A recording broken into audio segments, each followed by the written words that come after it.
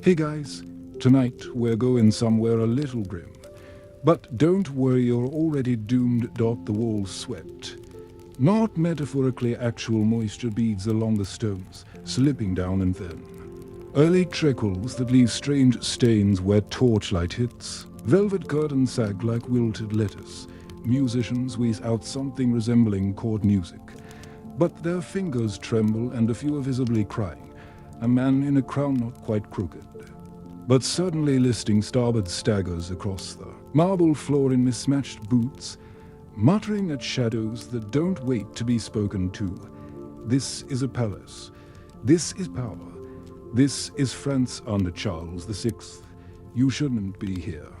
You probably won't survive this. So, before you get comfortable, take a moment to like the video and subscribe, but only if you genuinely enjoy what I do here. Also, drop a comment with where you're watching from and what time it is so I know who else is barely hanging on at 3:27 AM. Now, dim the lights, maybe turn on a fan for that soft background hum. And let's ease into tonight's journey together.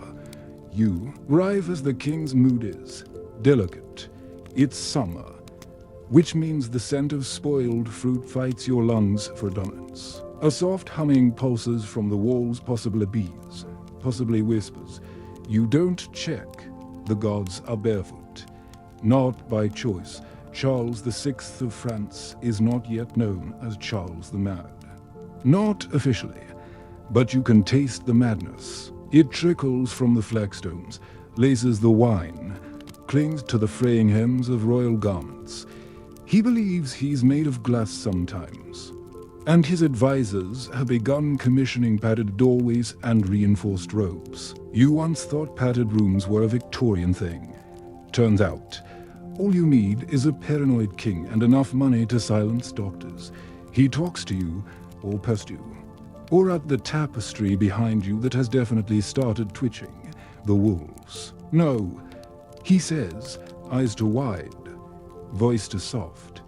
You nod like someone who wants to keep their fingernails the most uncomfortable part. This isn't even his worst episode. You tiptoe past a servant who's applying rose water to a velvet cushion with such desperation you suspect it's to mask something long dead. Through a slightly too short doorway, you enter the quiet gallery. A hall of mirrors that were recently covered after Charles began accusing his reflection of sedition. Historians still argue whether his illness stemmed from porphyria, paranoid schizophrenia, or the medieval equivalent of untreated burnout. Personally, you suspect a cocktail of all three, with a garnish of powdered unicorn horn. That stuff really does things. Remember that damp tunic? It's still there, and it's starting to chafe. In 1392, Charles suffered what chroniclers call his first great breakdown. During a hunt, he suddenly turned on his companions, drew his sword, and killed several men before being subdued. Afterward, he fell into a catatonic stupor. The countryside whispered. The court panicked.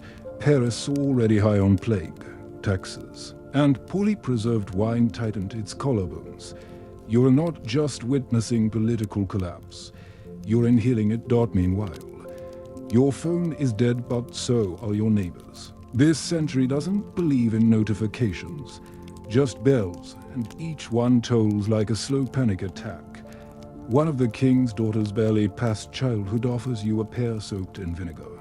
To keep the demons out, she whispers. You don't eat it, but you keep holding it, just in case. The irony is that Charles wasn't always like this. Early in his reign, he was popular, charismatic.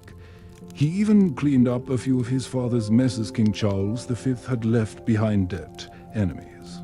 And a shadow of tyranny that still dripped down palace windows like mildew. But all that promise bled out the moment Charles began seeing demons in his suit. His wife, Isabeau of Bavaria, tried to hold things together. Imagine juggling fragile alliances, power-hungry uncles, and a husband who might declare war on his own reflection before breakfast. Her strategy mostly involved elaborate dresses and intense denial. It worked, briefly. You pass a room where nobles debate whether to replace Charles with a regent. They whisper names like Louis of Orleans and John the Fearless, men with ambition and daggers. You keep moving. Politics here is a swamp full of teeth. Now and then, Charles has lucid periods, weeks, sometimes even months, where he's present, articulate, and painfully aware of what's happening to him. During one, he ordered the expulsion of all sorcerers from Paris. During another, he gave a speech about national unity that made several bishops cry. Then he tried to knight a pumpkin. You kneel beside a disused throne carved with vines and faces that might have been cherubs or just really optimistic gremlins from here. You can smell the soap the servants use to scrub away traces of royal episodes. It's lilac-scented. You now hate lilacs. The Feast of the Burning Men, that's what they call it now. And officially, in 1393. Charles and his friends dressed as wild men for a masquerade ball. Their costumes included pitch, flax, and waxed cloth. One torch later, the dance became a funeral pyre. 4 men died. Charles survived. Barely. The court never danced the same way again. You haven't unclenched your toes since hearing about it. You'd think the church would intervene. But this is the same century that burned Joan of Arc and canonized a man who kept a severed tongue in his pocket. Their priorities are selective. Charles spends hours talking to his dogs, who wear tiny capes and eat better than most prisons. You accidentally make eye contact with one. It bares its teeth. You apologize. There's a story unconfirmed, but very whispered, that Charles once signed a peace treaty with a rooster. The treaty was later broken when the rooster was served at dinner. Tragedy or symbolism? No one's sure. You check your own shadow, just in case it's begun writing things without your permission. The nobles start muttering louder. England circles. Burgundy festers. France, once a cathedral of strength, is now a leaky chapel full of sighs. But Charles remains king, because what's the alternative? A power-hungry duke and child monarch. A republic. You laugh, and someone hears. You're escorted gently but firmly into a vestibule decorated with paintings of saints, most of whom look exhausted. One of them resembles you. You try not to notice. The king sings lullabies to his scepter. His brother plots. His queen writes increasingly panicked letters to foreign courts. You're developing a rash. It's probably fine. Outside, peasants mutter about taxes and demons in the well. Inside, a servant prepares the king's bed with sheets made of imported silk and hope. The king won't sleep tonight. Neither will you. Just before the section ends, because nothing here ever ends cleanly, you glance into the royal chapel. Charles is kneeling before the altar, whispering. You lean in. He's asking the Virgin Mary if she thinks the walls are still bleeding. You quietly back away. It's going to be a long night. You wake to the sound of bells. Again. They toll like someone dropped a sack of iron regrets down a cathedral staircase somewhere. A rooster chokes on its own name. The air is damp with incense and last night's breath. You try to stretch, but your body reminds you you're sleeping on 15th century wood, which is basically just decorative splinters. This morning belongs to Henry VI of England. If it is morning, time feels reluctant to move forward, like a mule tied to a philosophy debate. You're ushered through corridors that once smelled like ambition, but now reek of beeswax and ancient disappointment. Guards avoid eye contact. Courtiers whisper behind. Lace handkerchiefs embroidered with saints that probably disapprove of everything happening here. Henry is already praying, or weeping, or both. The line is blurry. His face is young, too young, and already burdened with more war than any reasonable adolescent should carry. They crowned him as a baby. Which seems like a solid plan until you realize babies aren't. Great at negotiating truces or balancing ledgers, you sit in the corner like furniture with opinions. You're starting to suspect that's your assigned role in history now. Henry isn't like other kings. He doesn't joust. He doesn't hawk. He doesn't command with a roar. He drifts like fog. Or a poem written in lowercase, historians still argue whether he suffered from inherited mental illness, religious overexposure, or just centuries of bad parenting compressed into one exhausted soul. He's fascinated by relics. Finger bones of saints, shoes of martyrs, splinters from the true cross, though you're pretty sure one of them is just a table leg. Every morning he tours his personal reliquary in the chapel, mumbling prayers like a man trying to memorize his own vanishing. Today's highlight, a desiccated owl, allegedly boiled in holy water and sealed in wax to ward off sin. You try not to look directly at. It's somehow judging you. Meanwhile, your phone is still dead, and Henry's version of a playlist is Gregorian chants hummed off-key by an old nun with one tooth and 3 secrets. You're beginning to miss the French lunacy. The royal council meets in tight circles. They speak of France, debt, and rebellion. Henry nods occasionally, but mostly just folds and unfolds a cloth embroidered with the word mercy. You wonder if it's a prayer, a plan, or just the only word he can focus on for longer than 2 minutes. Margaret of Anjou, his queen, is not a woman of soft sighs and sad gazes. She's made of iron veils and very sharp vowels. Where Henry fades, she strikes. She runs the kingdom through whispered threats and dazzling dresses. When she enters the room, everyone stands up, including furniture. She barely acknowledges you, but you feel noticed. It's cold. The War of the Roses is a polite name for a prolonged aristocratic tantrum. How's Lancaster, Henry's side, clings to power by silk threads and grim poetry? How's York sharpens swords and smiles like they've already won? You're here somewhere in the middle, eating porridge that smells like upholstery and hoping nobody mistakes you for a sympathizer. Henry's favorite pastime, reading scripture aloud to people who'd rather be anywhere else. Today, he recites the book of Job, the part with the boils. You nod respectfully and try to look moved inside. Your spleen is planning its own rebellion. You remember your last bath. It was theatrical. The tub was full of rose petals and regret. Here, baths are rare and usually performed by servants who hum awkwardly while pretending not to notice your goosebumps. You miss not feeling sticky. There's a peculiar rule in this court. No loud laughter in Henry's presence. It unsettles him, so instead, people chuckle softly like ghosts telling knock-knock jokes. You accidentally snort during lunch and hour. Immediately handed a scroll about decorum. Henry is also haunted. Maybe not literally, but his chambers are always just a little too cold.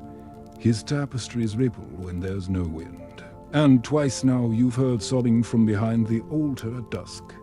No one investigates. You definitely won't. Today, if Friar delivers him news from Calais, there's unrest, as usual. Henry blinks at the message like it's written in meteor trails. He whispers, "We must love them harder." No one knows what that means, so they pretend it's a policy. You peek out a window. The peasants are restless, but more importantly, muddy. Their complaints echo up like distant thunder. Taxes, crop failure, God's disfavor. One man holds a sign that reads, "We bleed too." You wonder if Henry thinks it's poetic or threatening. A court jester offers some levity. He juggles while wearing a papier-match head of a Yorkist lord. You chuckle nervously. Henry faints. The court physician insists it's just a swoon. You watch him mix herbs, blood, and something that looks suspiciously like crushed poles into a cup. He calls it restorative essence. You call it a war crime. You miss Charles VI. At least his madness had flair.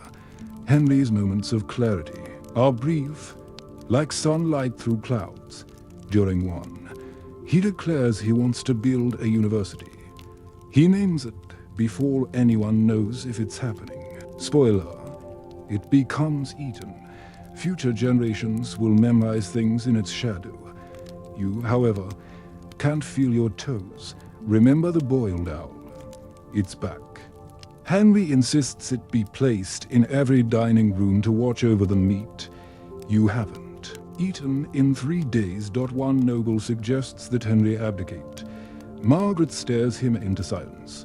Her eyes say, "Try again, and I will rearrange your bones." You decide to never speak in meetings. In 1453, Henry fully collapses into catatonia. For over a year, he doesn't speak, move, or blink much. England shrinks round him. Margaret gives birth to a son who might not be his. People murmur. You start learning the lyrics to the funeral hymns preemptively. You try to escape the palace. Once, a guard in full armor and no pants stops you. His excuse, laundry day. He escorts you back with breath that smells like boiled regret. One day, Henry returns. Not entirely, but enough. He speaks. He stands. He even smiles, briefly. The court rejoices. You wonder if the owl had anything to do with it. But war has no patience for delicate returns. The Yorkists gain ground. Henry is captured, released. Captured again. His reign becomes a loop of brief restorations and longer exiles. You feel like history is mocking you in iambic P-N-T-A-M-E-T or Margaret leads armies now. You tried to help once by holding a flag. You're shot at with an arrow tipped in sarcasm and mildew. The final stretch, grim. Edward IV takes the throne. Henry becomes a royal prisoner. His eyes dim again. You visit him in the Tower of London. He is praying to a cracked window. It doesn't answer. On May 21st, 1471, Henry dies, quietly, maybe murdered, maybe broken. Historians still debate whether it was a dagger or despair. You were there. It felt like both. You leave the tower walking slower than before. The cobblestones remember you. The owl does too. You thought Charles VI was the worst of it. But Henry leaves a different mark, not fire, but fog is oft. Sorrowful madness that clings like smoke to your bones, and as bells toll once again somewhere. Between morning and mealtime you wonder what fresh ghost awaits next. You wake up in a chair that wasn't built for humans. Or maybe it was built for extremely narrow humans with no hips and an unhealthy relationship with posture. Your spine has questions. The chair doesn't answer. But the scent in the room does burnt sugar, wet leather, and something sharper, politics. You're in France again. Sort of. Technically, it's the 14th century. But mentally, it's always raining. The walls are thicker. The drapes are heavier. The air is more regimental.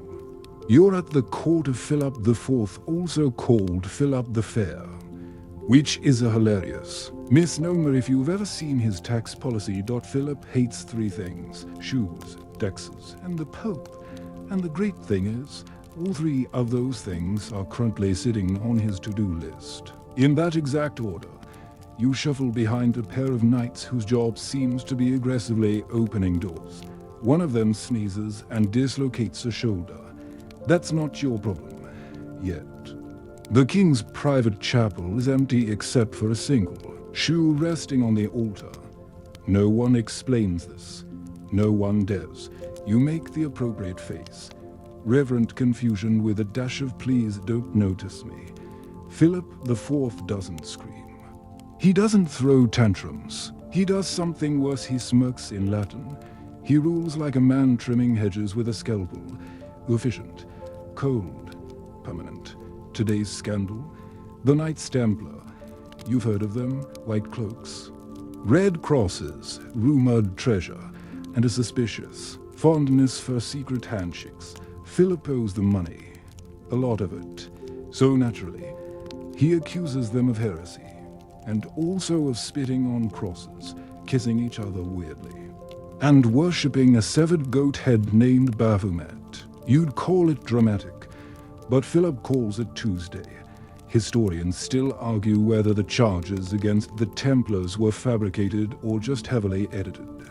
The only thing certain is that their wealth ends up in Philippe's pockets, and their leaders end up on fire. You watch one execution from behind a velvet curtain. The flame smells like wax, and badly aged revenge. Meanwhile, your phone is still dead. But so are most of your contacts. Philip doesn't trust shoes. That's not a joke. He believes that leather insoles trap sin and transmit it through the feet. You spend a good hour pretending your socks are made of linen prayer. One courtier has taken it a step further and walks on embroidered rugs wherever he goes. It doesn't make him popular. You remember Henry VI and his owl. You remember Charles VI and the dance fire. And now you get Philip IV, who might not be clinically mad, but has the unsettling confidence of a man who files taxes while humming. Funeral dirges. You're invited to sit at council, which is mostly a code for watch Philip intimidate grown men using monosyllables. A nobleman coughs nervously while reporting grain shortages. Philip responds with so, and the man retires to his estate permanently. The Pope, meanwhile, is being difficult. Boniface VIII has issued a papal bull insisting that no king may tax the clergy without papal permission. Philip responds with a sneer and a tax increase. Diplomacy, medieval style. Eventually, Philip sends troops to arrest the Pope in Italy, in his own bedroom. It doesn't go well.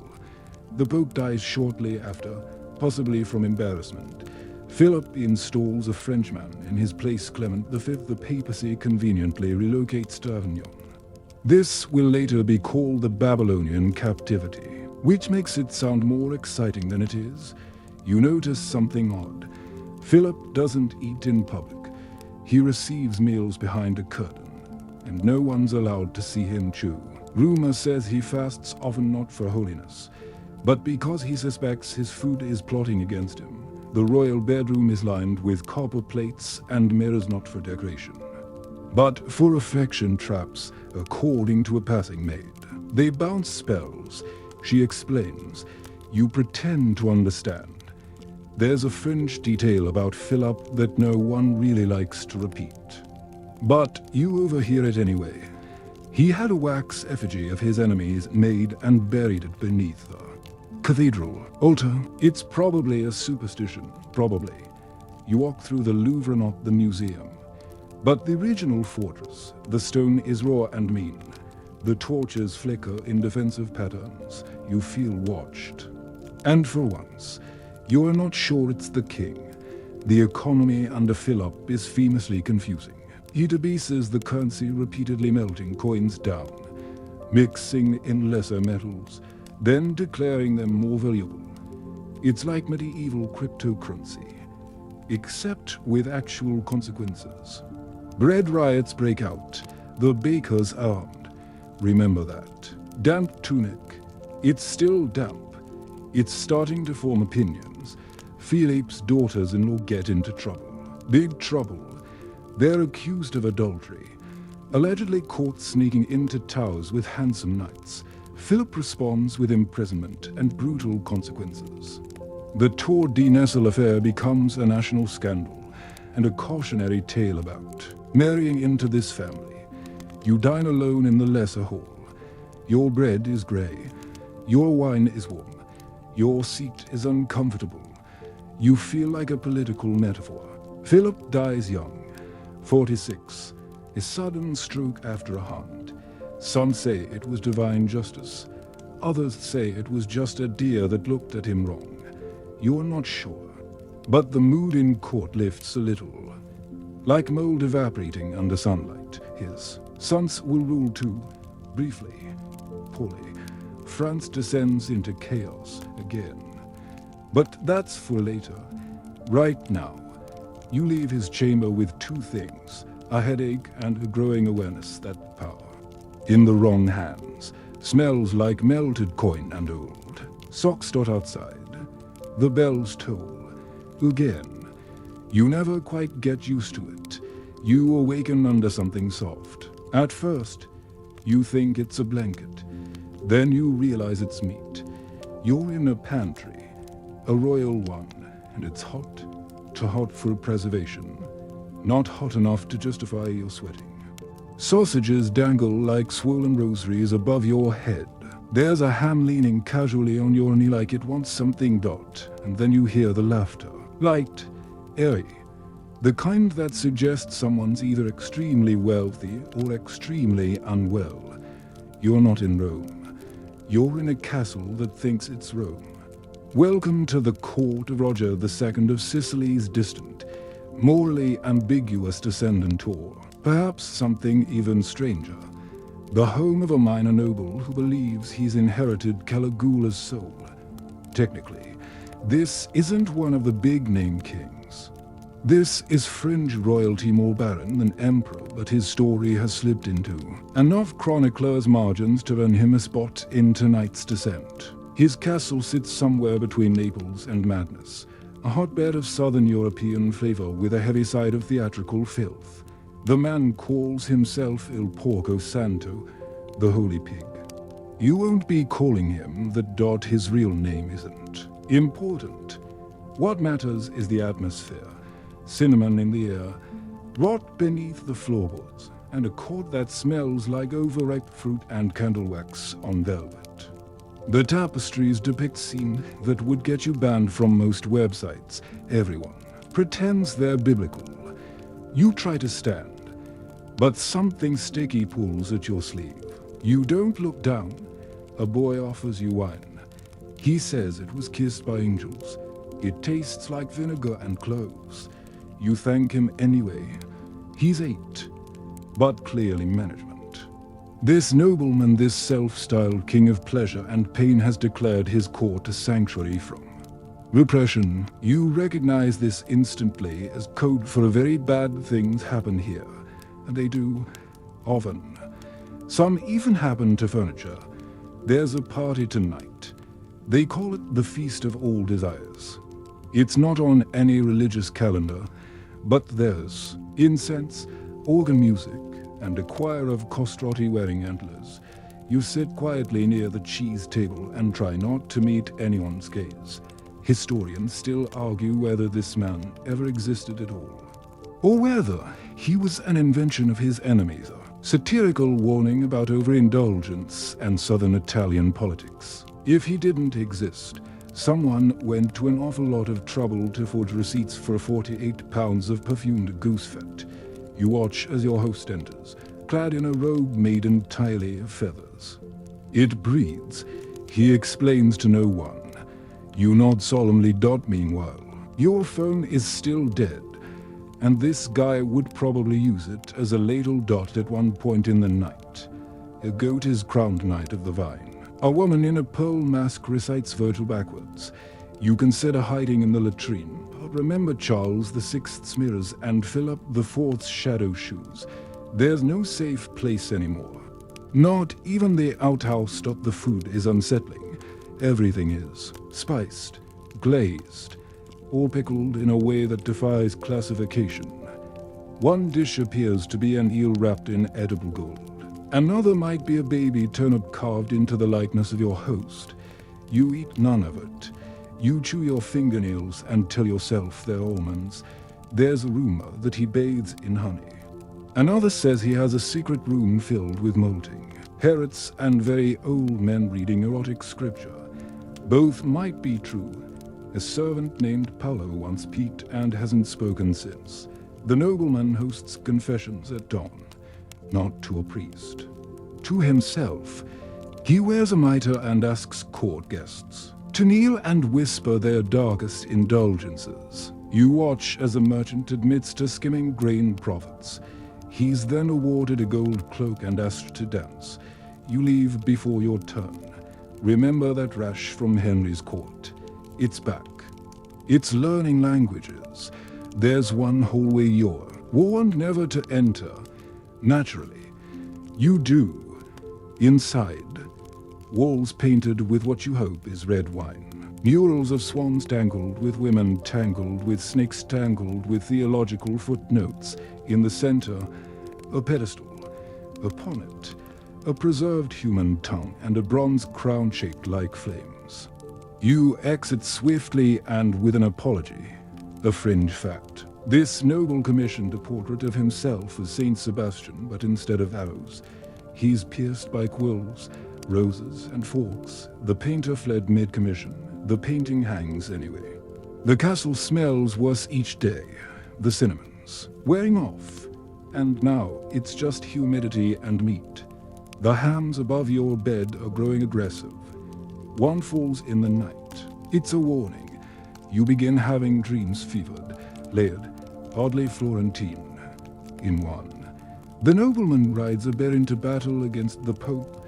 In another, he's crowned by clouds shaped like hands. You stop eating after dusk. He keeps peacocks, not for beauty, but because they remember. You are not sure what they remember, but they stare at you to long for comfort. By week's end, the castle is overrun with Florentine actors. They perform a play called The Trial of Decency, in which every character is named Desire and all of them die. You applaud out of fear. Then, abruptly, it ends. The court is disbanded. The noble vanishes. Some say he joined a monastery. Others whisper he drowned in syrup. A few say he ascended into the fabric of moral fables, never real to begin with. You know better, because the pantry still smells like him.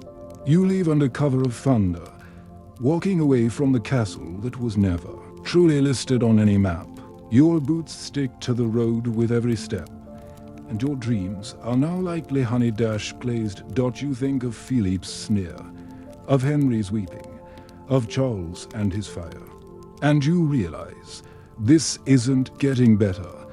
You wake up to the sound of feathers, arguing, not birds, just feathers, lots of them, swirling in a quiet sort of chaos. They brush against your face, stick to your teeth, gather in your ears like regrets that never learn to whisper. You sit up slowly and realize you're in a tent, a very large one. The kind that thinks it's a palace but still flaps at the seams. Light licks in from slits in the canvas, casting long ribbons of gold and dust across the ground. The floor is made of rugs, too many rugs. You think you're sitting on a lion at one point, but it's just embroidery so aggressive it growls at you. The air smells like horse sweat, lavender, and the unmistakable staleness of old perfume. You're at the court of Sigismund of Hungary, king, Holy Roman Emperor, professional hat collector, and self-declared fashion prophet. Welcome to the Renaissance before it gets its act together. Sigismund is awake before you. He's always awake before you. He doesn't sleep much, says dreams. Get in the way of plotting. He's wearing at least 6 layers of silk, none of which match. The pigeon feather is tucked behind his ear like an afterthought. His beard is forked, literally, on purpose. You follow him through the encampment, which is technically part of the Council of Constance Assyria's theological summit, except Sigismund has turned it into a kind of divine runway show. He holds court not in the cathedral, but in a pavilion shaped like a starfish. Historians still debate whether it was intentional or if the builder was drunk. Sigismund's voice is loud and gravelly, like someone gargling gravel and theology. He's arguing with a priest about papal ambience. No one knows what that means, but the priest is sweating. You're handed a goblet of something red. You ask what it is. The servant says, confidence. You sip, it's probably wine. With a touch of regret, Sigismund owns more hats than you've had good nights of sleep. He's known for wearing enormous, fur-lined monstrosities that could house small birds. One hat famously had a rotating sun on top, another included an actual branch of olive tree. You once saw him emerge from his tent wearing what looked like a boat strapped to his head. He called it an expression of destiny. Meanwhile, your phone is still dead, and Sigismund would have melted it down to gild his saddle anyway. His politics are energetic. He's trying to end the papal schism split in the Catholic Church that's been going on for nearly 40 years. There are 3 popes at once, each claiming divine authority. Sigismund's solution: lock everyone in a room and shout until someone cries unity. It's not the worst plan you've seen this week. He throws a ladies' joust to distract from the tense theological negotiations. It's exactly what it sounds like. Noble women, armed with lances and elaborate veils, attempting to knock each other off horseback in honor of courtly virtues. The winner gets a crown of swan feathers.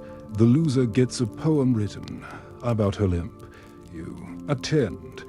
Obviously, you're seated beside a duke with 12 rings and no eyebrows. He offers you a cherry. You politely decline. One rider falls dramatically and claims she saw a vision of Saint Ursula. Sigismund names her champion of grace and gives her a castle. The other contestants clap politely and consider mutiny. You remember Charles VI's velvet madness, Henry VI's whispering relics, and Philippe's cold precision. Sigismund is something else entirely. He's loud, colorful, and deeply convinced of his own myth, and somehow that might be worse. He hosts a banquet every evening. The food is shaped like animals, but not the ones you expect. There's a bred ferret, a roasted turtle dove made of pears and fish, a custard shaped like a miniature cathedral, complete with stained gelatin.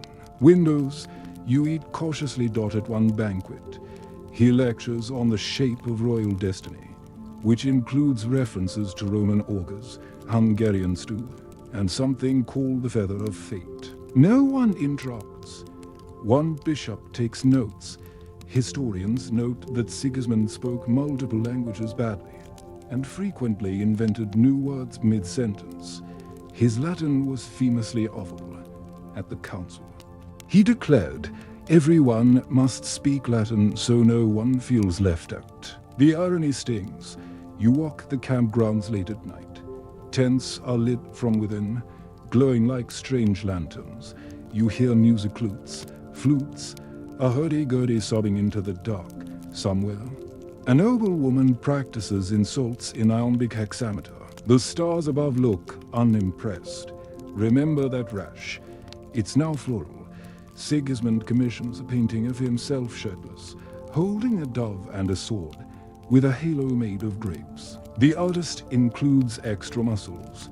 Sigismund is pleased. You are not. He has a habit of wandering into other tents uninvited. One night he joins a theological debate wearing only a fur cape and gold slippers. He contributes nothing but offers fruit and advice on breath control. The theologians accept both. His mistress, Lady Barber, is formidable, rumored to dabble in alchemy, poetry, and strategic poisoning. She gifts you a brood shaped like a crying lion to remember. She says. You nod without asking what. You catch Sigismund rehearsing speeches in the mirror. He tries out different expressions: thoughtful frown, heroic smirk, tearful monarch. He settles on mildly constipated prophet. You say nothing. Despite all of it, the council does eventually elect a new pope. Martin V, the schism ends. The church breathes again. Sigismund declares victory and dances with a pineapple. Then he demands a new title: Defender of Style and Soul. No one objects. They're too tired. By now, you started wearing feathers without realizing it. You speak in half rhymes. You quote scripture sarcastically. You've become one of them. He rides out one morning on a horse draped in velvet. History, he declares, will remember me as a star. You hope it remembers him as a warning dot as the council dissolves. You pack your things, which now includes several unauthorized tunics and a spoon shaped like a serpent. You say goodbye to the pigeon. It nods. You think of Charles, Henry, Philip, and now Sigismund, the man who tried to outshine theology with fashion. You feel itchy. You walk away from Constance slowly, feathers falling behind you like guilt. You wake to the sound of slapping. Not hands, not skin, just slapping. Wet, rhythmic, relentless. It's echoing down a stone hallway with bad intentions. You blink into darkness, lit only by flickering torchlight and the occasional glint of gold embroidery catching firelight. Like it's trying to escape. You're in Denmark now, and you're not well. Welcome to the court of Christian VII, King of Denmark and Norway. The year is somewhere in the late 1700s. But it feels much older in this hallway-like history itself paused here to sulk. Christian rules. From behind her, curtain of rumors, medications, and mirror fights. His favorite pastime, masturbation, often proudly, publicly. If that disturbs you, get comfortable. It's only going downhill from here. You emerge into the throne room, if you can call it that. There's a throne, yes, but it's slightly off-center and no one sits in it.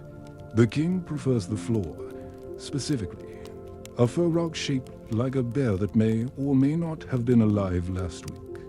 He's lying on it now, humming what sounds like lullabies, shirt half unbuttoned, socks damp for reasons you rather not know. Christian looks young, delicate, and suspiciously awake. His eyes dart, his mouth twitches.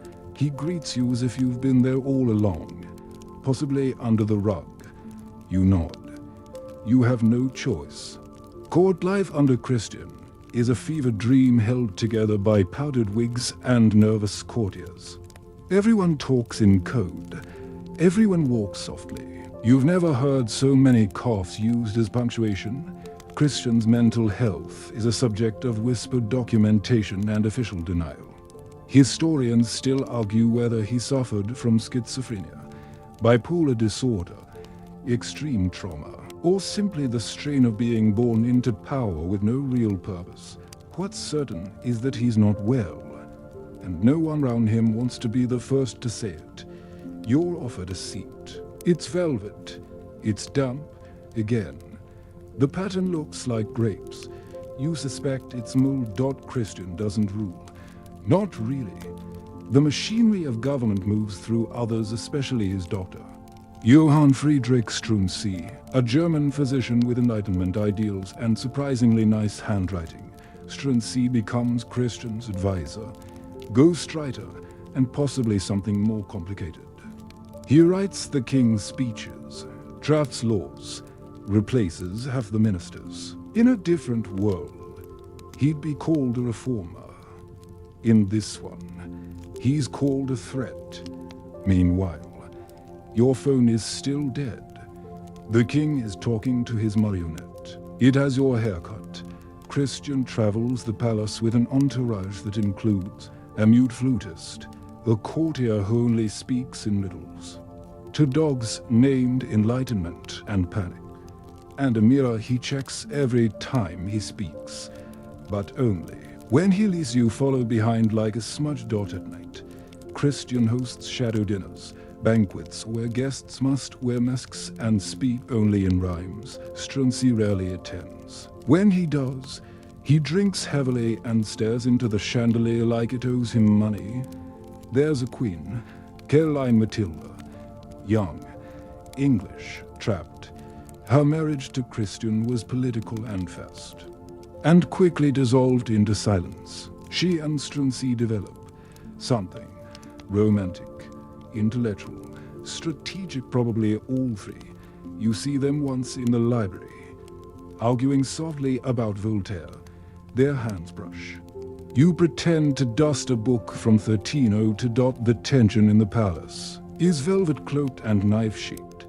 Courtiers smile with their teeth. but not their eyes. Everyone knows something's happening. No one knows how to stop it. You spend one afternoon hiding behind a curtain as Christian practices shadow puppets. He makes a bird, a horse, and a thing that might be friends. Then he turns to the mirror and mimics his own reflection's movements with perfect timing. You clap once. He forgets you're there again. Remember Sigismund's feathers. They were harmless, silly. Christian prefers puppets that talk back. He believes one of them is advising him on naval policy. It might be working, Strunzi, for all his Enlightenment brilliance. Doesn't know how to play court politics. He abolishes torture. He reforms education. He opens up censorship laws. All wonderful things, all deeply unpopular with the nobility. Your Resh has returned. It now speaks Danish. Whispers begin to spread. Strunzi and the Queen are lovers. That he's controlling the king. That the marionette is possessed. You believe two of those things. The marionette watches you sleep, then dash and rest. It happens fast. One morning, Strunzi is taken. The queen too. No trial. Just cold hands in the night and a carriage that doesn't stop. The palace goes silent. The courtiers exhale like they've been holding their breath since 1770. Strunzi is executed, publicly, decisively. His head is braided through Copenhagen. The Enlightenment dies a little. So does your appetite. The queen is exiled. Her child taken. She weeps once, loudly. Then, never again. Her rooms are sealed. You walk past them daily. Sometimes you hear music. Sometimes you hear scratching. Christian remains, emptier now. He stops speaking in sentences. He whispers to walls. He forgets names. He names his furniture.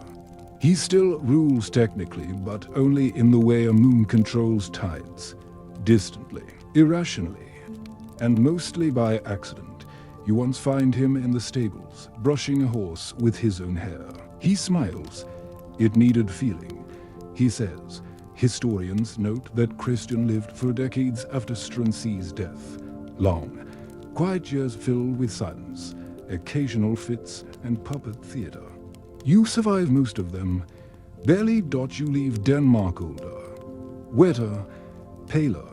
The marionette remains. You swear it waved goodbye, and somewhere between the misty docks of Copenhagen and your next unwelcome destination, you wonder, was this madness, or just too much monarchy too soon? You tighten your cloak and walk on. You wake up in a puddle. Not water exactly, something thicker. Maybe beer, maybe ink, maybe sorrow. It's hard to tell. The cobblestones beneath you are cold, uneven, and extremely judgmental. A rooster crows nearby, but it's hoarse, like it's already given up for the day. You sit up slowly, blinking through a haze of smoke, fog, and moral decay, and realize you are not in Spain yet. You're in Prague, and Wenceslas IV is king technically. Though king may be generous, damned man with a crown is more accurate. You've landed in the court of a monarch who treats rulership like a part-time gig and beer like a full-time religion. The 14th century doesn't know what to do with him. Honestly, neither do you. Wenceslas is the son of Charles IV, who built cathedrals and universities and actual legacy. Wenceslas builds rumors. He prefers taverns to thrones, dogs to dukes, and long walks along rivers he frequently falls into. You follow the sound of glass shattering and find him mid-toast shirtless, possibly on purpose, raising a goblet to a pig. The only honest man at court. He slurs, you nod. You're learning the etiquette. The court is chaos held together, with parchment and panic. Advisors squabble in 3 languages. Nobles show up hungover to policy debates. One bishop just wears a blanket now and doesn't explain. Every corridor smells faintly of bread and something that might once have been a crime scene. Wenceslas has no interest in politics unless it involves banishing someone who looked at him. Sideways during breakfast, he cancels council meetings for poetry readings. He pardons criminals because their handwriting was pretty. Once, he fired half his guards because he dreamed they were laughing at his hat. Historians still argue whether he was dangerously erratic or just incredibly disinterested in pretending to care. You suspect both. His moods are dictated by the moon, the weather, and how recently he's been insulted by a goose. You saw that happen once. The goose one dot his palace isn't a palace. It's a series of rooms stitched together by tapestries and broken logic. You get lost on your way to the dining hall and end up in a bathhouse where someone's giving a pig a massage. No one explains. You back away. Wenceslas likes animals more than people. He keeps dogs in his bedroom, goats in the courtyard, and allegedly a bear in the pantry. You never confirm that, but something in the pantry growls when you open the door to fast. There's an eel tank in his study. Just eels. No reason. They're not pets. They're not for eating. They're just present. Meanwhile, your phone is still dead, and if it weren't, Wenceslas would probably use it to light his pipe. His fashion sense is a collage of regret. Mismatched boots for in summer. One glove always off for dramatic gestures. He wears a necklace of spoons. You don't ask why. He doesn't offer. Once he commissioned a mural of himself for St. George, but with a wine bottle instead of a sword, and the dragon replaced with a bureaucrat. It hangs in the banquet hall. Everyone pretends not to notice the flames are coming out of the tax collector's pockets. One night, you attend a royal feast. The food is decent. The wine is endless. The king recites a poem to his left shoe. Midway through, he pauses out. The guests clap. It's tradition. You try to leave. But a guard stops you with a politely raised eyebrow and a sword. You return to your seat and contemplate chewing through the tablecloth. Remember Christian's puppet theater? This is worse. At least puppets have structure. Wenceslas rules by accident and apology. And yet, he's still king. Mostly because removing him would be harder than tolerating him. His brother Sigismund, yes, that Sigismund is already eyeing the throne. But Wenceslas survives through sheer sleepiness.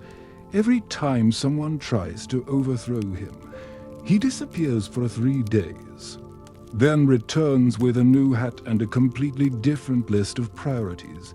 You witness one such attempt. Nobles storm the castle. Wenceslas hides in a monastery, writes a song about butterflies, then returns and pardons everyone. You start carrying a spoon necklace of your own just in case it's the secret to survival. Afternoon, Wenceslas demands to tour the brewery. He walks in, drinks directly from a barrel, declares himself the king of flavor, and falls asleep in the mash tun. You help the brewmaster fish him out. The beer is never quite the same. Historians document these episodes with wary affection. They call him peculiar, unorthodox, whimsical. The Holy Roman Emperor calls him a problem. He's eventually deposed, sort of, named King of the Romans, but stripped of any real power. Wenceslas barely notices. He builds a fountain shaped like a lion vomiting coins and declares it a statement on economics. You don't know what that means, but everyone claps by now. Your tunic is a historical artifact. The mildew has unionized. You've stopped asking questions and started humming medieval drinking songs in your sleep. You dream of Charles VI's walls, Philippe's mirrored paranoia, Christian's whispering puppets, and now Wenceslas called Jester King, accidental poet, ill enthusiast. You are not sure you'll ever be clean again. You leave Prague during a thunderstorm. The king waves goodbye from a window. He's wearing feathers. It's not raining inside. You don't ask. The cobblestones remember your footsteps. The goose nods. The pantry growls. And as you cross the bridge out of this half-remembered monarchy, you realize the strangest kings aren't always the cruelest. Sometimes, they're just the ones who never bothered to read the job description. You wake with something warm in your lap. It takes a second to realize it's not a blanket. It's a severed hand. Well, not quite severed, more like taxidermied. Gold rings still clinging to swollen fingers, nails stained red, wrist capped with silver filigree like a very expensive wine stopper. You try not to scream. You might offend the host. Because you're at dinner with Ivan IV of Russia. Ivan the Terrible and a hand. It's decoration, possibly symbolic, possibly a warning, possibly both. You set it gently aside and try not to look like you're plotting anything. That's a dangerous expression in this court. People have lost more than. Hands for a less. You're seated at a long, low table of dark wood lacquered to the point of paranoia. The plates are gold. The goblets are jeweled. And the food is aggressively warm stews that bubble ominously. Meats to red. Pastries that bleed John like they're holding secrets. Ivan sits at the head, cradling a carved scepter and a bowl of something steaming. He doesn't blink often. When he does, it's deliberate, like punctuation in a death threat. Ivan was crowned Tsar of all the Russias in 1547. But tonight, he's Tsar of you and your dinner etiquette. He watches you pick up your fork as if it's a confession. You consider switching to your hands. It seems safer, or at least less suspicious. Meanwhile, your phone is still dead. Not that it would survive the atmosphere. Electronics here would. Melt out of respect. Ivan wasn't always terrible. Early in his reign, he modernized Russia, reformed laws, centralized power. But then came the fire. His wife, Anastasia, died possibly poisoned and something inside him ruptured. Grief fermented into suspicion, then into something worse. The Oprichnina followed, Ivan's private army. Black-cloaked horsemen who rode through towns like omens. They carried dog heads on their saddles and broomsticks to sniff out and sweep away treason. You see one now, polishing his boots in the corridor. He winks. You pretend to faint. Ivan enjoys theatrics. His court is equal parts performance, art and psychological warfare. One day, he dresses as a monk and makes the nobles call him Brother Ivan. The next, he rides through the square shirtless, declaring himself King of Crows. Once, he staged his own funeral and then punished everyone who didn't cry hard enough. Historians still debate whether this was madness, manipulation, or medieval theater with a body count. You suspect all three. Tonight's entertainment is a man being accused of treason. No trial, no questioning. Just a dramatic reading of a confession probably written under duress, followed by applause and mild torture. The man is then fed roasted duck and sent home. You're not sure if that's a pardon or a marinade. Ivan calls it cleansing. The music in the hall is slow and minor key. A trio of blind musicians play instruments to old for names. The singer's voice quivers like it's trying to escape its own mouth. You drink deeply from your goblet and try to smile. The wine is thick, dark, and definitely not just wine. Ivan turns to you. Smiles. Do you know what fear smells like? You do now. He likes theology, but only the kind he can argue with. He rewrites scripture in his free time. Sometimes he acts as priest and delivers his own sermons. They usually end with lightning metaphors and veiled threats about poor hygiene. You remember Wenceslas with his beer and his eels. You remember Charles and his velvet episodes. But Ivan's court doesn't spiral, it sharpens, like a blade, honed on bone. At one point in the meal, He casually stabs a roast with his dagger and offers you the piece skewered on the tip. You take it, you chew, you hope it's lamb. It is in single quotes t. Your tunic has soaked through again. You think it's the sweat, or the fear, or the broth you spilled earlier that might have been bear soup. Ivan compliments your composure. You nod. You don't remember composure, but you're glad it showed up. One fringe tale claims that Ivan kept a collection of teeth his enemies, his servants, his own. Pulled them during fits of rage and placed them on window sills for birds to carry away. You believe it. You once saw him yank a nose ring from a noble woman and gift it to a goat. The goat refused. Ivan laughed for 20 minutes. He had 7 wives. Several died mysteriously.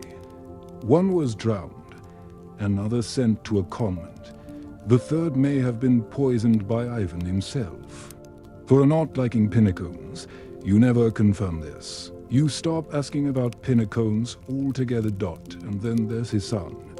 Ivan Jr. bright, ambitious, terrifying in all the ways that threatened Ivan Sr. Their arguments were legendary. One night, the Tsar struck his son during a quarrel, possibly with a staff, possibly with his bare hands. The boy died days later. Some say it broke Ivan. Others say it completed him. You pass a painting on the way to the lavatory. Ivan holding his dying son. Face twisted in horror, grief, something close to regret. You look too long. When you return to the hall, your seat is colder. The hand is gone. The stew has been replaced by something jelly-like. You eat nothing. Ivan dies in 1584. Collapses during a game of chess. Some whisper it was poison. Others say he simply ran out of rage. Either way, Russia does not exhale. It merely waits, and you, years later, still feel his stare in every room that's too quiet. When you finally leave Moscow, it's snowing, the flakes fall like secrets, the city. Behind you curls inward like a clenched fist. You walk faster than usual, and as the bells toll behind you again, always the bells, you realize the worst kings aren't always the loudest. Some whisper through generations. Ivan never really leaves. You wake up in silk. Not soft silk coarse, overhandled, suspiciously. Damn silk. The kind that's been sweated through by 5 centuries of anxiety and looks like it has a memory of betrayal. You're wrapped in it like a royal mistake. Lying on a bed so ornate, it's probably guilty of something. You open your eyes and you're in Burgundy, under the watch of tapestries that don't blink but absolutely judge. The room smells like wine, beeswax, and over-ambition. John the Fearless rules here or rather, struts through it like a man who never learned the difference between a dinner party and a duel. Duke of Burgundy, master of brocade, lover of sharp corners and blunt politics. This is not a peaceful court. It's embroidered war, wrapped in velvet and whispered through clenched teeth. You shuffle out of bed and discover that even the floor is dramatic polished obsidian tiles etched, with golden fleurs d'iris slick enough to ebonize. A servant hands you a robe. It's heavier than your dignity and covered in stitched lions biting each other. You put it on anyway. There's no such thing as subtlety here. Breakfast is a formal affair. No talking, just nodding and chewing. Everything tastes faintly of anxiety. John enters mid-meal, not to eat, but to monologue. He speaks of legacy, bloodlines, and honor reclaimed through strategy. He's wearing fur rings on each finger and a chain so long it drags on the floor like ambition. His crown is cocked, intentionally. You don't mention it. John the Fearless is best known for being stabbed to death on a bridge. But you're not there yet. Right now, he's alive and deeply involved in a feud with the Armagnacs, French Civil War, royal drama, brother against brother. But naked fashion, he claims righteousness. Everyone else claims he's a walking vendetta with good tailoring. Historians still argue whether John's motives were politically brilliant or just napkin-stained revenge. You suspect both. This court doesn't move by policy, it pirouettes by suspicion. There's a rumor that he once challenged a noble to a duel over a spilled goblet. The noble refused. John fought the goblet instead. He won. Meanwhile, your phone's still dead, and the nearest replacement is a courier pigeon wearing chainmail. The Duchess, Margaret of Bavaria, watches everything from a throne that looks like it used to be a church pew. She says nothing. She doesn't need to. Her silence is strategic. Her gown alone makes 3 separate political statements, none of which you understand. You try not to stand to close rumors. She dreams in alliances. This is a place of competitive bedchambers. Courtiers compete over who has the most lavish sheets, the softest cushions, the most elaborately carved bedposts. You once saw a headboard shaped like a shipwreck. It moaned in the wind. That family is now extinct. Remember Ivan's dinner theatre. Of fear, Burgundy replaces brutality with elegance sharpened to a point. Here, they don't execute you, they exile your tailor and mock your family crest. John is restless. He pieces constantly, talks to his advisors in code, practices dueling in the garden at dawn. Once, he declared war on an insult. Another time, he sent wine to an enemy before poisoning it, then drank it himself to prove he could. You were there. He vomited, then made it a holiday. He fears assassination, like most people fear paper cuts constantly. But with an air of inconvenience, he hires testers for everything.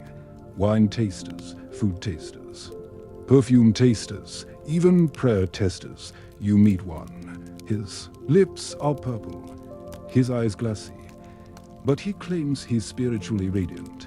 You nod and move on. The nobles here duel with metaphors.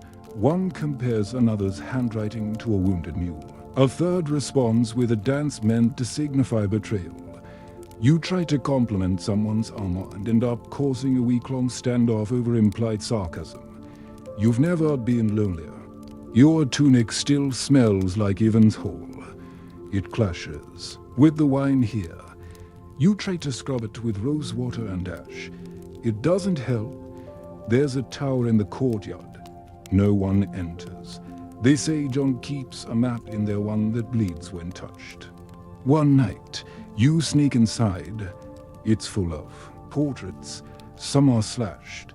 Some are turned to face the wall. One looks disturbingly like you.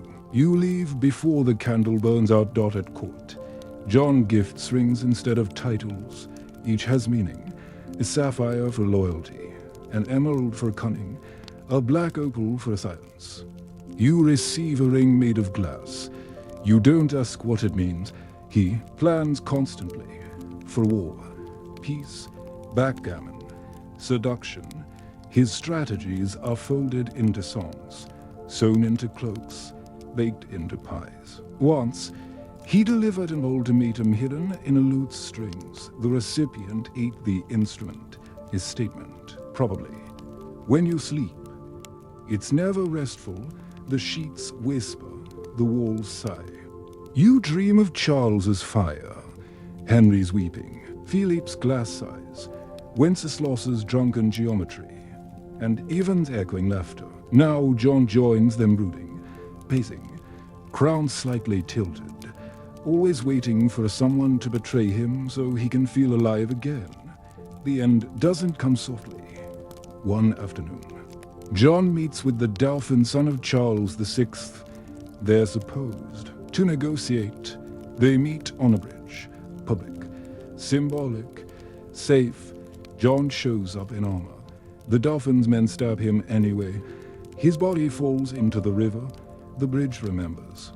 So do the walls of this palace. You feel it even now, in the hush that lingers over the dinner tables. Burgundy never recovers. Not really. You leave the court the next day. The bells ring softly. The wine is muted. The nobles nod politely. But you know better. They're already rewriting their songs. You walk away in silence, one foot still wrapped in stolen silk, your glass ring glinting faintly in the cold sun. You don't look back. You wake up with your feet exposed. This is alarming. Not because they're cool though they are, but because in this particular century, exposed feet are the medieval equivalent of vulnerability paperwork. Someone has undressed you, and judging by the faint aroma of vinegar, wax, and regret, it might have been a monk, or a medical student, or a king. More specifically, Charles II of Navarre. They call him Charles the Bad. It's not a nickname, it's a verdict. And right now, you're somewhere inside his fortress, which looks like a monastery but smells like someone lit a saint on fire and tried to sell the ashes as medicine. You sit up slowly and discover your bed is stuffed with lavender and curses. The window is barred. The walls are painted with scenes from the Book of Revelation. But everyone's face looks suspiciously like Charles. You've arrived at one of the strangest chapters in royal history. A man with too many titles, not enough morals, and a habit of surviving things that should have killed him. Charles II was King of Navarre, Count of Evreux, and possibly part basilisk. He moved like a rumor and ruled like a man who saw trust as a seasonal disease. His court is a spider web woven from secrets, silk, and something sticky that doesn't come off even after 3 baths. There's a mirror in your room. You approach it, instead of your reflection. You see a map drawn on skin. It shifts when you move. You blink, and it's gone. You decide not to mention it. Charles inherited his throne in the mid-14th century, and immediately declared war on everyone he couldn't blackmail. That included France, England, and eventually his own conscience. He was charming to charming. The kind of charming that made nobles disappear and come back as whispers. Historians still argue whether he was a political genius or just a sociopath in a fur-lined cloak. The two weren't mutually exclusive. Meanwhile, your phone is still dead. But so is half the court. Not officially, just spiritually. They walk with slow dread. They drink quietly. They sleep with one eye open and their wills tucked into their boots. Charles was famous for poison. Not just using it, collecting it, cataloging it. There are stories about him keeping a private garden of deadly herbs, tended by a blind servant who hummed lullabies to the plants. You saw it once. The flowers leaned toward you when you passed. You walked faster. He distrusted paper. Most of his commands were whispered, encoded in lace patterns, or passed via coins scratched with runes. One noble claims he received a death sentence baked into a loaf of bread. You believe it. The crust tasted of almonds and accusation. There's a banquet tonight. You're required to attend. The table is long, narrow, and covered in dishes no one touches. Roasted pheasants with eyes still open, fish glazed in honey and sulfur, a salad that twitches. Charles arrives last, gliding into the room with a cape that trails behind him like spilled secrets. He smiles at you with all his teeth and none of his warmth. He makes a toast. It's in Latin. Everyone drinks. You don't. Someone across the table drops. Charles nods approvingly. Later that night, he summons you to his chamber. You hesitate. He insists. The room is lit entirely by candles shaped like human hands. He's shirtless, reclining on a couch carved with depictions of justice and irony. He's reading a letter. When he sees you, he folds it into a swan and sets it on fire. I trust you. He says you believe him. You shouldn't. Remember the severed hand from Evan's dinner. Charles has 3 in his study. 1 is gold-plated. 1 holds a pen. The 3rd waves when you leave. Charles loved to hoard his own hair and nail clippings. He believed they held power. He stored them in glass jars labeled by emotion, rage, triumph, betrayal. One is simply labeled Thursday. You see them once during a failed attempt to find the latrine. You do not breathe near them. He once imprisoned his own brother in a tower, then sent him daily letters of encouragement. The brother eventually escaped using a rope made from the letters. This is considered a family success story. Charles' paranoia had architecture, rooms. Within rooms, trapdoors in fireplaces, mirrors that weren't mirrors. There's one hallway that leads nowhere unless you hum a specific melody while walking backwards. You try it. It works. You find a room filled with portraits. All the eyes follow you. One portrait is blank. The plaque reads, "Yours, your." Rush is back. It now glows faintly in moonlight. Charles rarely slept. When he did, it was in segments, 20 minutes at a time, beneath a dome painted with constellations that no longer exist. He claimed dreams were letters from enemies. You once heard him murmur in his sleep, "Boil the pen, drown the page." You did not write that down. There's a story possibly true, possibly not, that he commissioned a chamber music piece composed entirely of dissonant notes to be played whenever someone questioned his policies.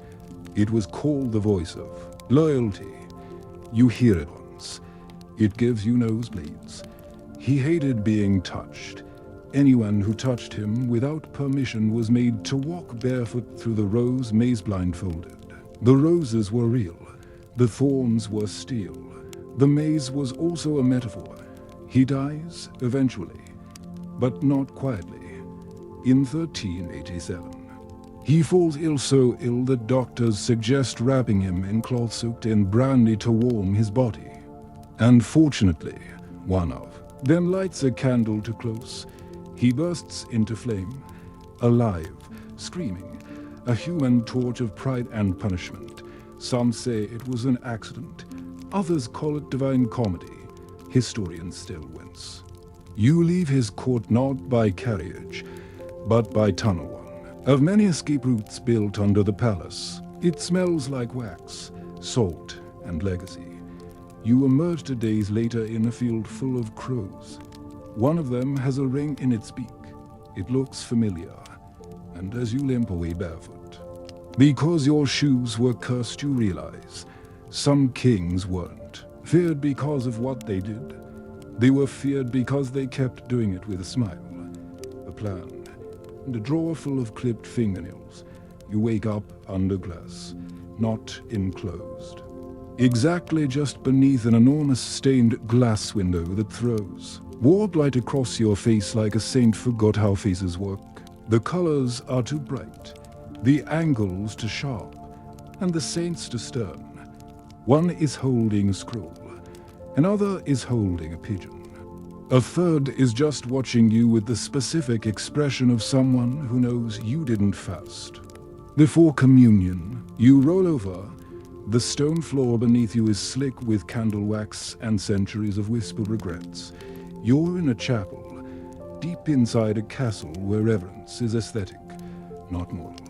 You're at the court of Louis XI of France, and you're being observed. Louis, nicknamed the Universal Spider by those who hadn't yet been executed for rudeness, is king, but not in the theatrical, velvet-cloaked, crown-tipping way. Louis rules like a spider spins webs, silently, patiently, and with no intention of letting anything escape. There are no parties here, no open feasts, no elaborate dances. This is not a court of pleasure. This is a court of control. You rise and make your way down a corridor that narrows as it twists, lined with iron sconces and small, grotesque carvings of animals doing things no animal should ever be caught doing. You're told this is intentional. His servant whispers. The king enjoys mystery. Then he disappears into the wall. You decide not to follow. Louis XI keeps pigeons. Not as pets, he uses them as messengers. The castle sky is always full of flapping gribblers, each carrying tiny scrolls bound in red thread. One lands on your shoulder. It drops a note. You open it. It says, "Don't look up." You do. A gargoyle stares back. You nod. Respectfully. Meanwhile, your phone is still dead, and even if it weren't, Lewis would intercept every message and rewrite it with worse grammar, but more strategy. This king lives in the Chateau de Plessis-les-Tours, a fortress disguised as a retirement home for paranoia. It's fortified, remote, and full of hidden passageways. The walls are thick with secrets. The rooms are filled with silences so dense they count as furniture. Even the guards whisper. The tapestries don't depict glorious battles or romantic myths. They show documents being signed, faces being betrayed, hands being shaken with knives hidden behind backs. You're summoned to court, which means the small, stone room with 6 chairs, 5 of which are always empty. Lewis is already there. He's wearing a simple robe. No crown, no scepter. Just a rosary and a cap that looks like it belongs to a cobbler. He greets you with a look that might be a smile or just the twitching of a plan forming behind his eyes. You nod. You don't speak first. That would be a mistake. He discusses policy in metaphors. Our go-to trusts the wolf deserves the cold. A handshake should bruise if it means anything. You take notes. They don't help. The meaning isn't in the words, it's in what he doesn't say. Lewis was born during war and molded by exile.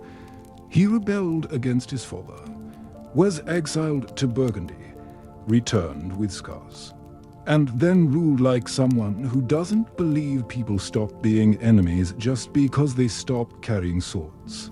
Historians still argue whether he was brilliant or cowardly, progressive or oppressive. He doesn't care. He outlived most of them. Remember Charles II's jars of fingernails. Lewis keeps dead pigeons, each labeled, each one's a messenger. He keeps them in a drawer, wings folded neatly. He says they remind him that loyalty flies both ways. He didn't like nobles.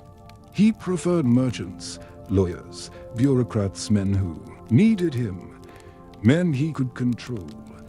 He wore simple clothes and traveled light, not out of humility, but because it made him harder to hit. You once see him pass through a corridor so quietly the dust doesn't notice. He builds a network of spies so dense it breathes. Some are servants, some are clergymen, some are pigeons, allegedly. You hear your name spoken in a tone that feels like testing. You pretend not to notice. You smile too much for 1 week. Then not enough. Then you stop smiling altogether. The king prays often to obscure saints. He builds small shrines round the castle, one in the armory, one behind the pantry, one beneath a trapdoor under the library stairs. The saints are all malformed. Most are pigeons in disguise. He feared illness more than war.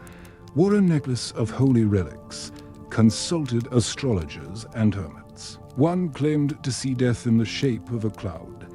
Lewis didn't leave his room for 3 days. You were locked in with him. You played chess with yourself. You lost. His most controversial legacy: centralizing royal power, weakening the nobility, strengthening France. He laid the groundwork for future monarchs, but did so with all the charm of a chessmaster watching his opponent drown. He once sent a noble a basket of plums with a single poisoned one. The noble died of fruit-related suspicion. That was the official cause. One evening, you find yourself seated beside him as he eats dinner alone. Always alone, except for you tonight. He eats slowly, eyes never leaving yours. He speaks softly. A king does not need to be loved, only remembered. You nod. You chew slowly. The bread is dry. You suspect that's the point. Lewis dies in 1483. Not in battle, not in disgrace, just in bed. sick, surrounded by doctors and ghosts. He tries to dictate one last letter. The pigeon dies mid-flight. No one ever learns what it said. Historians wonder if it was a confession or another threat. You leave the court. At dawn, the castle fades into the mist like it was never there. The last thing you hear is a coo.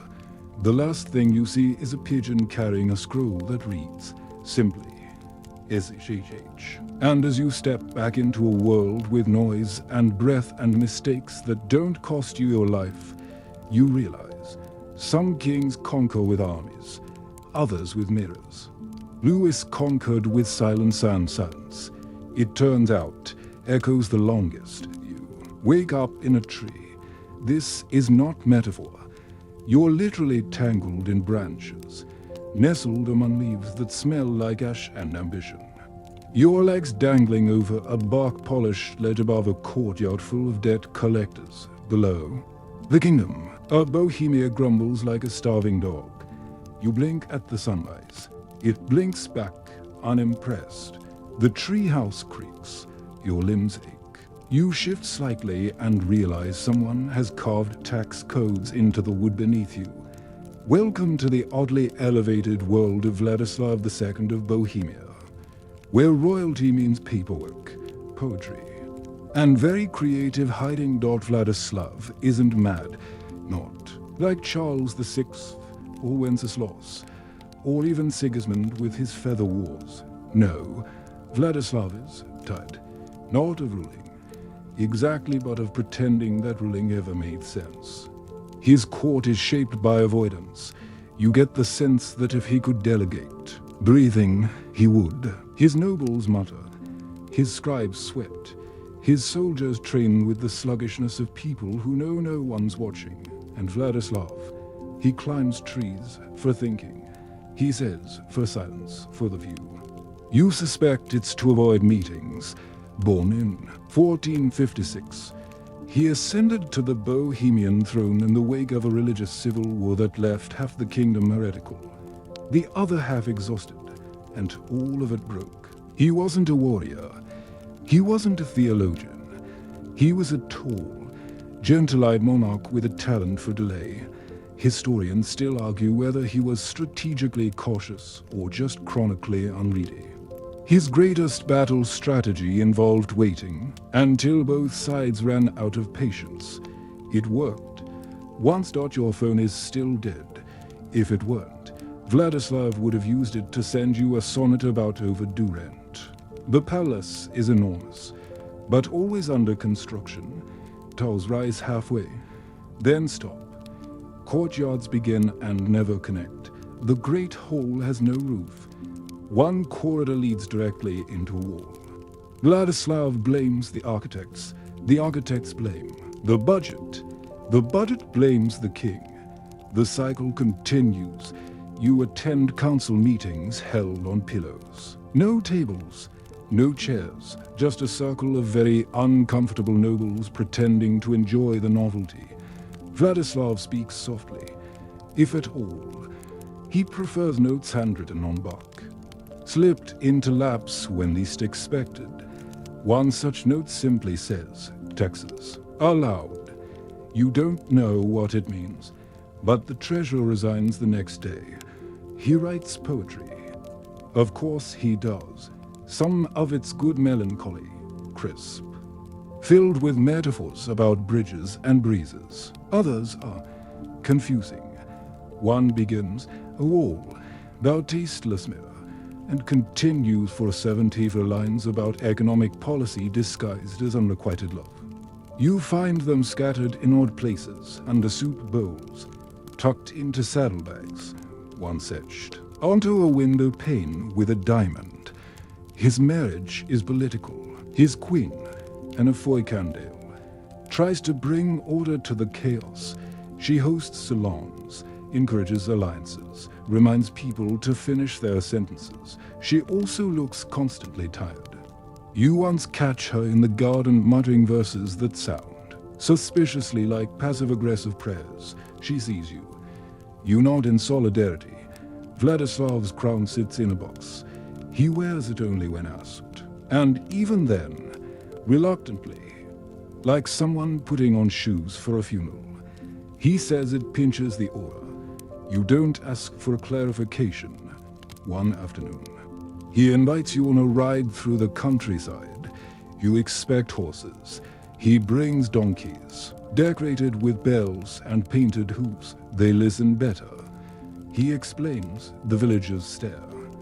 One curtsies, the others pretend this is normal. You ride in silence, bells jingling like embarrassed tamarines. Remember Louis XI's whispers and pigeon spies.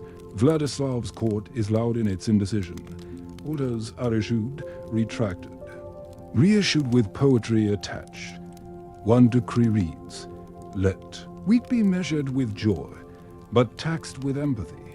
The grain merchants revolt, with banners dotted night. You sleep in the eastern wing, also known as the wing of lists. It's where the king keeps every unfinished document, incomplete law, half-drafted treaty, and abandoned architectural plan. You wake up beneath a scroll-labeled bridge, possibly imaginary. You decide not to move it. There's a tax on shoelaces, then a tax on tax documents, then a tax on complaining about taxes. The treasury briefly becomes a maze. One clerk vanishes. No one finds him. But Vladislav writes a ballad in his honor titled The Man Who Asked Too Loudly. You once attend a military review. Soldiers line up in neat rows. Vladislav arrives, blinks once, and declares everyone on leave until further notice. A general drops his sword. A drummer faints. The review is later described as innovative pacifism. Meanwhile, the groom of the royal stables is rumored to be the only person Vladislav speaks to without her. Metaphor, they play chess. They never finish a game. The pieces gather dust in very symbolic positions. Remember your rash. It's gotten better. But now you have a recurring dream of a king who stares at a clock that never ticks. You wake with a mouthful of bark. It's probably metaphorical. The palace ceiling leaks, always in the same spot. You once ask if it can be repaired. The royal builder shrugs. His Majesty says it reminds him the world is unfinished. You stand under the drip. It's cold. You start carrying a bucket. By now, Bohemia is functioning. Somehow, Vladislav governs by absence, and in that absence, others step in. Nobles feud politely. Bureaucrats write laws by committee. Merchants pretend the throne is watching. It isn't. The king is in a tower, feeding apples to a goat he calls tax exemption. In 1516, he dies quietly, predictably. His legacy, a mixed basket of delayed decisions, unfinished buildings, and oddly touching poetry. He's succeeded by his son, Louis II, who will not last long. But that's another misery. You leave the court on foot. No carriage, no ceremony, just the long walk down the hill, past trees that whisper indecisively in the wind. You look back once. The palace blinks, and as you reach the crossroads, one path paved, the other scribbled in half-formed metaphor. You realize, not all kings, damaged with daggers, some simply drained through silence, like a cup never filled, a pen never committed, and somehow, that emptiness leaves you heavier. You wake up in a circle, not drum-built, stone tiles, equidistant sconces, and a ceiling painted with stars that aren't on any current map. You're in the great hall of John of Gaunt, Duke of Lancaster, father of future kings, brother of past ones, and patron of what appears to be a cult disguised as politics. You sit up slowly, back stiff, teeth dry, ears humming with the aftermath of incense and hymns sung entirely in Latin and low moans. You're wearing robes you don't remember putting on. They smell faintly of candle, wax, mint, and sin. John of Gaunt isn't king, but you would know that from the way people bow.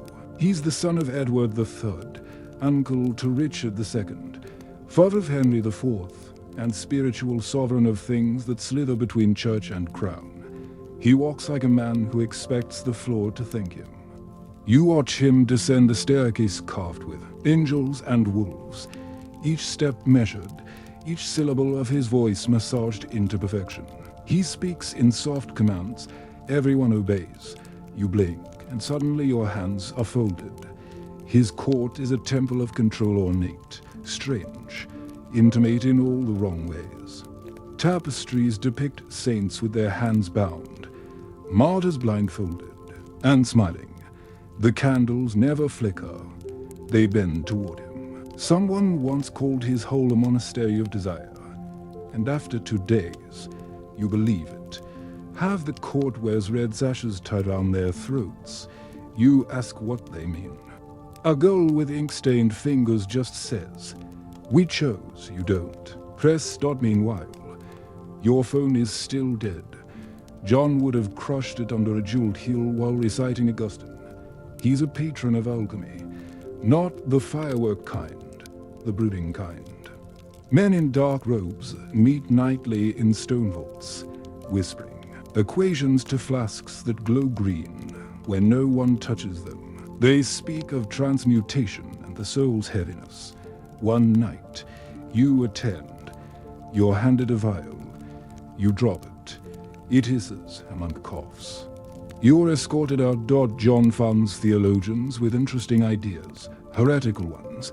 He protects. John Wycliffe, who criticizes the Pope, the Church, and the existence of gold threaded all to pieces. Wycliffe says the Bible should be read in English.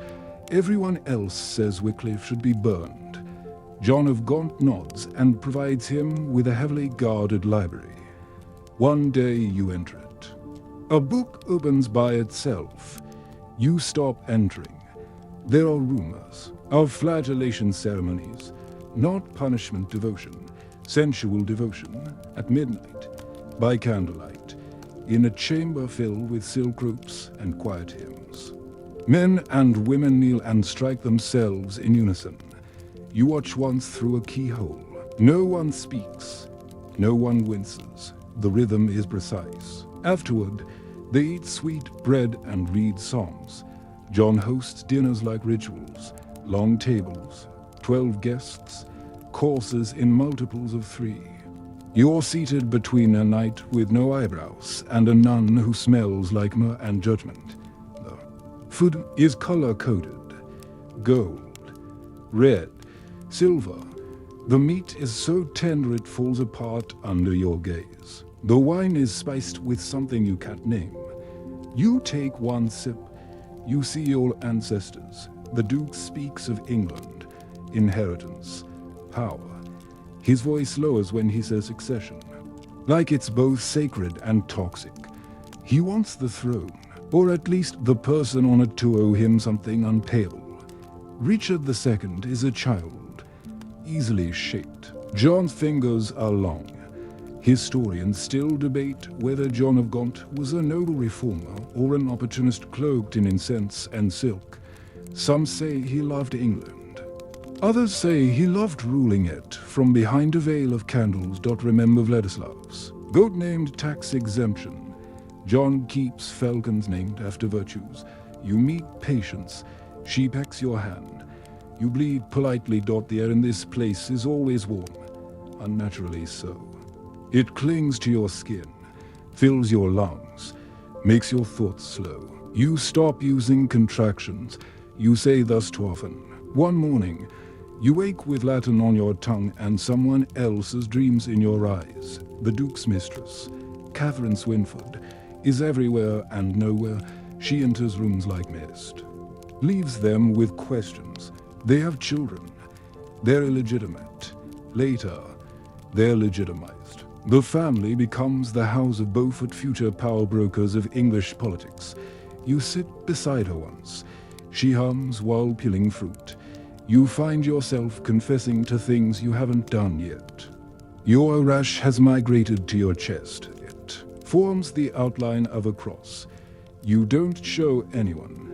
John's private chapel is covered in black velvet. The crucifix is upside down not in blasphemy, but in meditation, he says. We must understand suffering from below. You nod. You stop attending services. Meanwhile, his soldiers drill outside. They move in silence, strike with precision. Their armor is polished but unadorned. No crests, no names, just shields painted grey. You ask if they're mercenaries. The master at arms shrugs. They're necessary. There's a room you're told not to enter. Of course you do. Inside. Mirrors, dozens, or what? Some show your face. Others show someone else. One is covered in blood. One reflects only your shadow. A voice behind you says, "The soul needs geometry." You leave immediately. John's brother, the Black Prince, was the warrior. His father, Edward III, was the conqueror.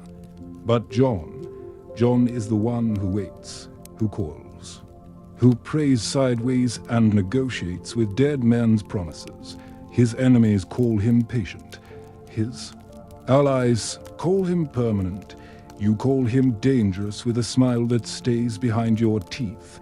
He dies in 1399, not from poison, not from war, from age, from accumulation, from the sheer weight of maneuvering round every sword without being struck. His son, Henry Bolingbroke, will become Henry IV, taking the throne from Richard. Just as John intended, you leave the circle. Room slowly. The floor whispers your name. The stars in the ceiling blink off. One by one. Outside.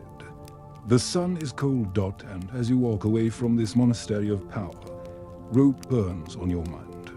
Scripture ringing in your ears, you realize some men don't rule with armies or madness. Some rule with mirrors, incense, and the willingness to turn faith into architecture.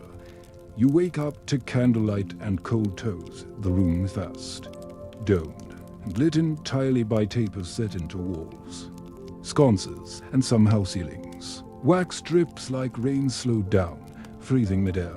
The air smells like parchment, moss, and crushed lavender trying desperately to mask mildew. You're in a chapel, or at least a very spiritual corridor, and the singing in the distance is not quite Gregorian. Your breath falls. You're in Scotland. You're under James IV. He's not terrifying like Ivan, not delicate like Henry, not absurd like Wenceslas. James, for is different, he's romantic, in the original sense, full of quests, compulsions, and a strange love for a pain laced with beauty. His reign late 1400s into the early 1500s is Renaissance on the edge of a dagger. He's elegant, intelligent, fluent in Latin and French, and regularly walks barefoot through snow as penance. This is not symbolic. He actually does it. You saw him once, Kate trailing behind. Blood smearing the cobblestones like an accidental fresco. He confessed to a bishop once that he wore a chain under his tunic, tight enough to hurt, always cold, always there, so he would never forget his sin. That sin, participating in the death of his father, James III. It's been years, and the chain still clinks when he moves. Everyone hears it. No one asks. You're invited to court. It's a surprisingly warm space, layers of oak and wool and tapestries, stitched with unicorns. But there's something in the air, a sense that everything is held together by ambition, ceremony, and unresolved grief. The lords are well-dressed and sharp-tongued. The ladies are educated and opinionated. James floats among them like a lantern in wine, charming, dangerous, endlessly curious at dinner. He eats sparingly, fruit, bread, a little wine. He asks for books more often than food. He's obsessed with anatomy. He funds medical studies. He commissions anatomically correct drawings of human bodies, some so detailed they're hidden from the clergy. His interest is clinical. His court physician once said, "He learns by cutting." You never ask what that means. Meanwhile, Your phone is still dead. But James would have dissected it, documented the parts, and turned it into a political metaphor. The king holds daily masses, not weekly, daily, even when no one else shows up. He attends, kneels, murmurs responses into cold air. Guilt, it seems, doesn't tire. He reads books on saints, punishments, and war. He debates theology with monks. He flirts with punishment. He doesn't flirt with women, not obviously. Not until later. You remember John of Gaunt's candles and soft threats. Here, everything is sharp-edged, steel hidden in lace. James smiles. And his eyes calculate. He commissions tapestries of courtly love, then drafts laws with the ruthlessness of a man preparing for a siege. The contradiction isn't a mask, it's the message. One night, you witness something strange. The king walks barefoot to the abbey, silently, in full court dress otherwise. Guards follow, silent too. No one speaks. You're told it's a ritual, an annual act of shame and strength. When he returns, blood is soaked into his boots. He changes clothes, attends council, and never mentions it. His court is one of scholars, inventors, and occasionally necromancers. A German alchemist named Damien shows up, claims he can fly. The king funds him. A platform is built. Damien leaps from the castle wall with wings of feathers and linen. He plummets directly into a pile of manure. James records the incident in a leather-bound ledger, noting the importance of wind direction. Historians still debate whether this was foolish or visionary. You just call it Wednesday. He surrounds himself with artists and masons. He commissions buildings, towers, bridges. Each one has inscriptions hidden in stonework, phrases in Latin. Symbols from forgotten alphabets. You find one under your chair. It reads, Veritas vulnerat, the truth wounds. You start checking furniture for a curses. James falls in love. Not once, not simply.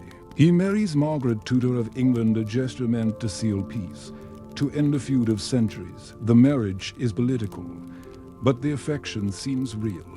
They write letters, some tender, some biting. You read one by accident. You fold it quietly, and never mention it again. There's a room in the castle, small, round, windowless, where James keeps tapestries of stars. You once watched him stand there for an hour, silent, watching stitched constellations while whispering names of planets. He believes in signs, not magic, but alignment. His astrologer advises on battles, births, and border disputes. Your rush has returned. It forms the shape of Scotland on your lower back. You assume this is coincidence. The court physician suggests leeches. You decline. James commissions erotic prayer scrolls, not crude ornate, illustrated by monks with suspiciously steady hands.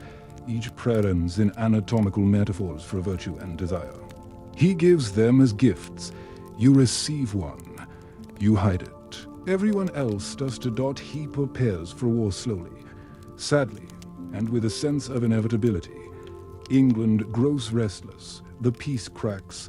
In 1513, James marches south. He's warned. He prays. He doesn't stop. You march with him, barely armored, carrying a pen. The wind tastes metallic. The ground moans under boots. The Battle of Flodden is chaos. English and Scottish soldiers collapse into each other like collapsing scaffolds. Blood soaks the grass until it no longer bends. James fights. Not from the back, not from safety, but from the front. Sword drawn, eyes wide. Chain digging into skin beneath his armor. He dies, somewhere between a charge and a scream. He falls. They find the body later.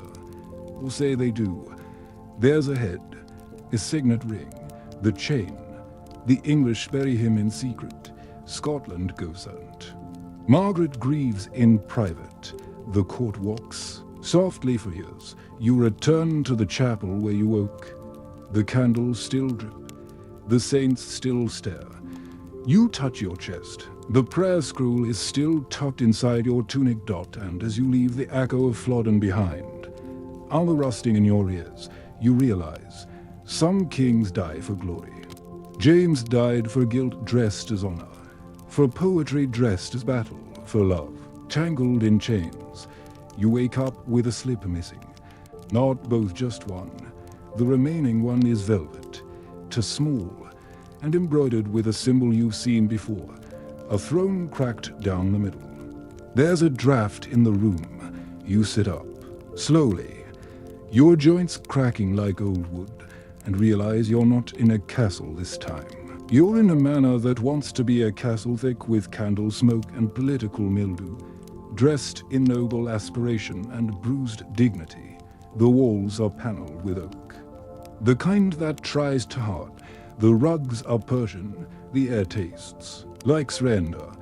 This is the final room in your journey, the last flicker of old monarchy trying to stay lit in a storm. You've arrived at the reign of Charles I of England. He's not the most perverted, not the most violent, not even the most unhinged.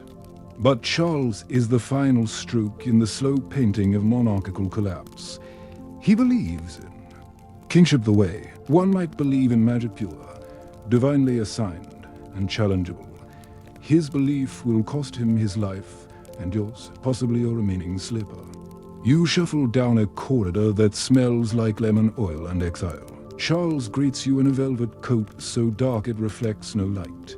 He speaks with calm, soft authority. Every syllable is underlined with scripture. His voice feels like a lullaby and a warning. You bow instinctively, then immediately regret it. You are not in a world that rewards that anymore. The court is elegant, restrained, and hollowed out by fear. Advisors murmur, bishops whisper. There are no feasts, only carefully rationed ceremonies. You remember John of Gaunt's flame-draped theologies and James IV's barefoot charges into battle. Charles is neither. He's a man who thinks being still is the answer to everything, even rebellion. He governs like a sculpture, perfect, immobile, already cracked. He dismisses Parliament repeatedly, insists on divine right, and surrounds himself with portraits of himself looking vaguely holy. He collects artists, not allies. Van Dyck paints him as if heaven itself lit his cheekbones, but no amount of brushwork can cover the sound of empty coffers and louder voices. Meanwhile, your phone is still dead, but at this point it would have been seized as evidence of sorcery. The people grow restless. Taxes rise. The king demands ship money from inland towns. Protests begin. Civil war brews. Charles prays harder, as though God will balance the books if he kneels just long enough. You see him once in the chapel, forehead against stone, lips moving too fast to understand. You hear the word covenant. You don't ask which one. He marries a Catholic Queen Henrietta Maria of France and everyone panics. The Puritans hiss. The Scots shout. Parliament roars. Charles writes poetry. You read one. It rhymes majesty with blasphemy. It's not bad. But it won't save him. The palace holds fewer guests now. Rooms close, paintings are colored. You sleep in the library under a torn map of Ireland. It smells like ink and uncertainty. The English Civil War begins not with a bang but a tremble. Armies form. Not under kings or generals, but under parliamentarians. With long prayers and short tempers, Cromwell rises. The court grows quieter. Charles speaks less. But when he does, his words are iron. Remember Sigismund's feathered boasts. Wenceslas's eel tank. Ivan's glare across a jeweled goblet. Charles rules with none of that. His power comes from silence and a refusal to bend. And that, in the end, is what breaks him. He's captured twice. He escapes once. He is tried by his own people. A court he doesn't recognize, led by men who wear plain clothes and use plain language. He calls it treason. They call it justice. He's convicted. They say he aged 10 years in 1 week. You see him the night before his execution. He writes a letter to his children. He sleeps in linen sheets that smell like snow. You don't sleep at all. January 30th, 1649. He wears the shirts so he won't shiver in the cold and look afraid. He walks to the scaffold. The crowd is silent. Not in reverence, in shock. No king has ever been tried and executed like this. Charles forgives his executioner. He lays his head on the block. His final words, "I am the King of England. I die, a faithful man to my religion." The axe falls. You're there. You hear the crack, not just of wood and bone, but of centuries. The monarchy doesn't end here, but something fundamental in the idea of it does. You leave the court without ceremony. One slipper, a throat full of frost, a memory that won't dull. The bells don't ring.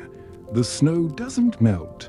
The throne remains, but quieter now. Like a stage that's forgotten its play dot, and as you walk into the brittle grey light of the new century, you understand.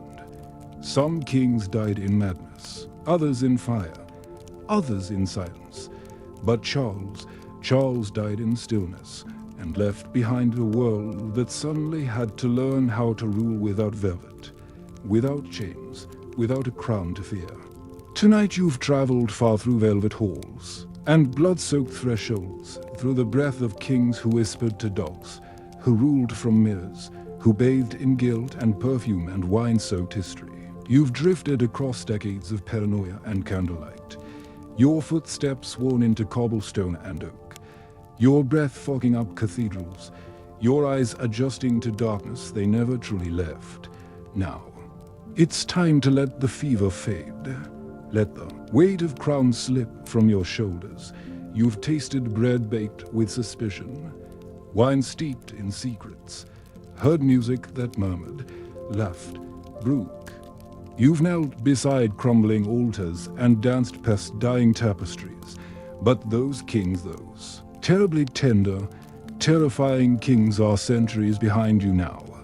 Tonight, your story can rest. No more velvet masks, no more dripping corridors, just soft air, familiar darkness, the hush of a world that no longer depends on royal whim to survive the morning. Your feet are safe. Your walls are dry. Your pillow does not whisper, and your plumbing works. Sleep well. Traveler, the throne is empty now, and the night is quiet.